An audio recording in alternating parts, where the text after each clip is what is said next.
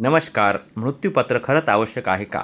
तर मृत्यूपत्र खरंच आवश्यक आहे, कारण की त्याच्यामुळे काय होते, आपण गेलं आपल्यानंतर जर आपल्याला वाटत असेल की कोणामध्ये भांडणही झाले पाहिजे, आपल्या संपत्तीला धरून तर मृत्यूपत्र पाहिजे.